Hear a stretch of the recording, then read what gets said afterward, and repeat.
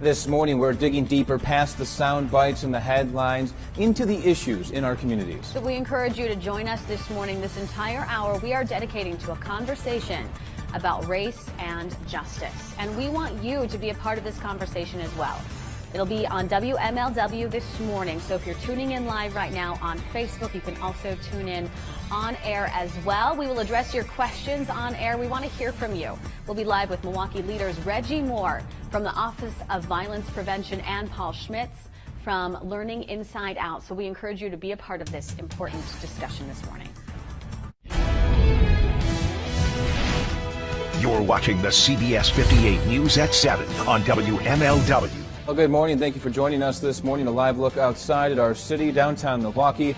It is Thursday, June 4th. I'm Mike Kirchhoff. And I'm Megan Reisted. This morning, we'll have a very important discussion about race, equality, and justice, and we want you to be a part of it. That's right. Send us your questions and your comments. We're live on Facebook right now, simulcasting both here on WMLW and on Facebook Live on the CBS 58 Facebook page. So watch in both places, type in your comments and your questions, and we will address them. We'll discuss them throughout the show. Yeah, exactly. We want to hear from you. We want you to be a part of this as well. We're joined by Reggie Moore and Paul Schmitz. They'll be here with us for the entire hour. Good morning, Reggie and Paul.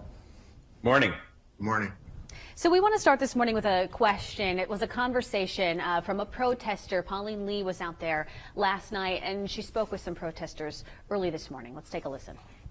So we're here with Ken. He's one of the protesters who's been marching for 5 days now. So 5 days. If you have one question for our local police or our local leaders on what you want them to hear or what questions you have for them, what would that be? The main question I would have is, when are we going to put policies in place to make sure that police brutality stops? When are we going to have a civilian council that holds these officers accountable so the police brutality can actually stop? That's what we want. We want to protect our lives. So that was one of the people we spoke with overnight, and these protests are, obviously now more about than just the death of George Floyd. It's about the issue as a whole throughout the whole country, throughout the past many, many years. When you hear that, what do you guys think? Right. I think, hearing that, I don't see it as a question. I hear it as a demand, and I hear it as a reasonable expectation of local, state, and federal leadership to say, look, it's not like we haven't been here before. It's not like we haven't been here before in Milwaukee, or when you look at Ferguson, Baltimore, and cities around this country, and now around the world, who are calling for accountability and calling for systems to not perpetuate violence, and for policies and practices to be examined and to be changed. So it's going further than just listening and hearing, although that's the beginning and that's the start. That's important. But at this point, it's a question of will and response. Do you feel like the protests across the nation are achieving these goals or these demands, as you've stated? I think that it's definitely calling leadership into account. Unfortunately, people have been suffering in silence for too long.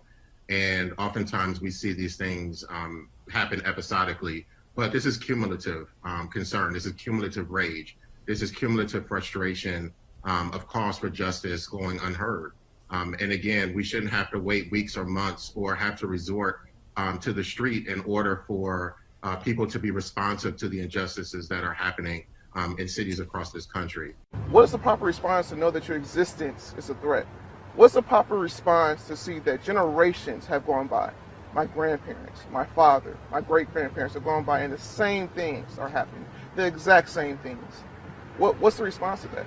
This stuff, there's anger and frustration here in Milwaukee within itself. Yeah. And all that exploded into this. Mm-hmm. And we need to start the dialogue and then take that dialogue and actually put it into working solutions. Well, we are back this morning. We are having a conversation about race and justice with Reggie Moore and Paul Schmitz. This is a conversation which has come up in the past here in Milwaukee too. How to get the change demanded. We just heard from two community leaders. That was from Monday, Daryl Gibson and Tracy Dent. Same goals, but they had different approaches. One was stop all of this, stop the looting and the violence and the fires that were part of it, or the side part of it, and sit down and talk. And the other one, Daryl was saying, what do you expect? What do you expect to happen? What's your take on this?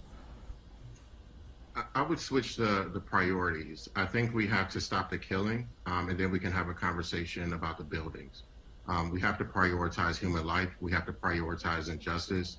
When we use those incidents to define thousands and thousands of people, including me and my family and my friends and my neighbors on the East Side and others, like that's not representative of what's happening. You both have been out at some of these protests. We have some questions on our Facebook right now asking about what happened in the 5th District last night. Reggie, I know you were out there, and part of the de-escalation between protesters and police, which is important every night so far. Right, and again, fully 100% support. The protests have participated. My family has participated. And as Paul said, thousands of people have marched through almost every neighborhood in this city. Unfortunately, there are a small group of individuals that decide to wreak havoc in Harambe and don't necessarily do it in any other part of the city. And so that unfortunately was seen later into the night, again, after most of the protesters had left. Join in the conversation this morning with us. We are live streaming right now on the CBS 58 Facebook page, and we want to hear your questions. Up next, we are talking about a growing movement of younger protesters, the way our guests have mentored young people and their thoughts for the next generation. Well, thank you for joining us on this Thursday, June 4th. I'm Mike Kirchhoff. And I'm Megan Reisted. We are continuing a very important discussion this morning about race, equality, and justice, and we want you to be a part of that conversation. Send us your questions through our Facebook live stream. We are simulcasting right now, questions, comments, and we will address them during this discussion here live on air. If you have one question for police and our local leaders, what would that be? It's when will you guys wake up? When will you guys realize, like, we are all people. We are all one, we're one nation together. We should not be divided. We've been divided for too long.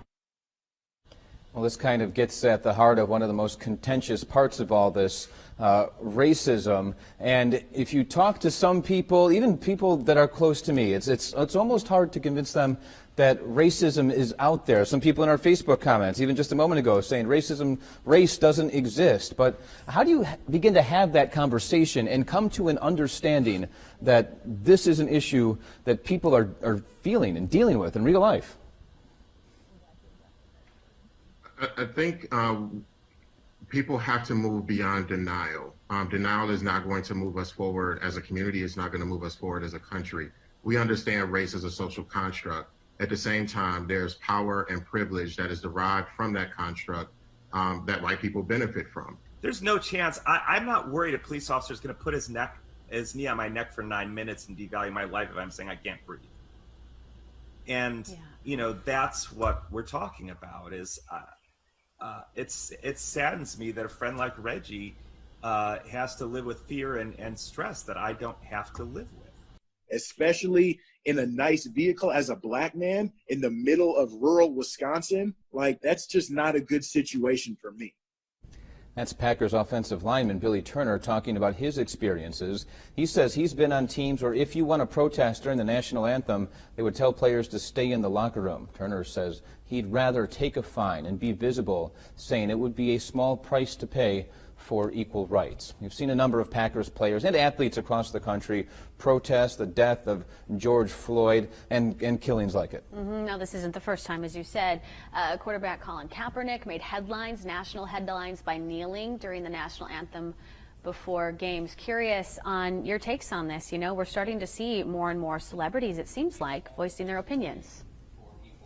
Right, it's good to see. I mean, they clearly have a following, they have a platform, they have a significant amount of influence, and to see them not only kneeling but also standing and speaking, investing in bail funds and organizations that are working on the front lines. All of that is needed, and so it's good to see that continuing. And this is a legacy that is not new in terms of athletes, even during the civil rights movement. I think we all remember the historic picture during the 1945 or 36 Olympic Games and the fists in the air with the black gloves. And, that's something that, again, has continued. And we also know and are most familiar with Colin Kaepernick and the stance that he's taken. And so it's good to see that more athletes are taking this stand and putting both their influence, their power, and their money where their hearts are. Paul, we've heard shut up and dribble about basketball players. Of course, Colin Kaepernick, a lot of people did not like that, even to the top of our government. And it kind of goes to the question, what's the right way to protest? The people don't want it in their faces, the people that just don't want to see it. What's the right way to protest? It's kind of it's a controversial question. What do you say to that? Well, I think the people who want to tell folks what the right way to protest is the people who don't want to have protests, right? Like the point of protest is to disrupt.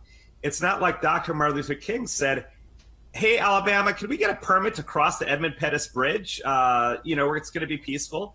We have a comment on our Facebook page from Christopher. He says, do you believe that these protests are healthy because they suggest that people care enough about the country to want to change it? I want to know what your thoughts are on that and how these protests will end. What do you think is going to be the event that will spark the end of this, and what would success look like? Reggie, we'll start with you. I think that this will move at the speed of justice. We saw that the call in Minneapolis was for the other 3 officers to be arrested and charged, and that was announced yesterday. There are local demands that need to be responded to. And so, I think since, unfortunately, as a community, we've been here before, the old playbook of placating or lip service is over. And I think it'll be important that, again, elected and appointed leaders who are accountable and responsible for issues related to law enforcement are responsive and accountable for the demands that are being requested. And so I believe that things will shift when things shift that are being called for. Earlier we were talking about systemic racism and the system keeping people of color down. Juanita here on our Facebook stream says, why does our education system stink? Why are we still living paycheck to paycheck? There's no jobs in why are there no jobs in inner cities? Why do people of color still need to travel so far to feed their families? And that gets to really the root of the problem here, doesn't it, Reggie? Right. When you look at systemic racism, I don't think there's any greater manifestation of that in how budgets get crafted and where investments go. When you have a country that invests billions of dollars in military and armed forces versus in education, and on a local level, when you see investments that go, again, into policing versus prevention or education, those are all issues that are informed what are the priorities of public lawmakers. And so those things have to be called into question, and they impact transportation, they impact access to healthcare, they impact education and employment as well. When we cover what happens at 3 a.m. by a couple of people, it misses what happened for 8 hours among thousands of people. Or look for things like cleanups that are happening, like the one in Harambe where 2,500 people showed up and with brooms to help sweep up and clean up a neighborhood. I mean, there's a lot of beauty and wonderful things to participate in. So don't look at it and think like, oh, if I participate, what's going to happen? Look at it and say, geez, this is wonderful and an opportunity to be involved, to show up, to show solidarity in a community where people don't come together to come together. It's a beautiful thing. Paul and Reggie, thank you so much for sharing your experiences and your insight with us. I know we certainly appreciate it here at CBS 58 and viewers as well. And thank you to the viewers, too, who wrote in with your questions and were an active participant in this conversation. Yeah, please feel free to share this as you come across this on your Facebook stream. Share this with your friends, because Reggie and Paul had some fantastic insight here and a great way to get this conversation going on race and justice and these protests that are happening right now and advance, make progress forward. Right. We sure appreciate it. We're going to close this out now, but we just want to say thank you again. Thank you. Thank you.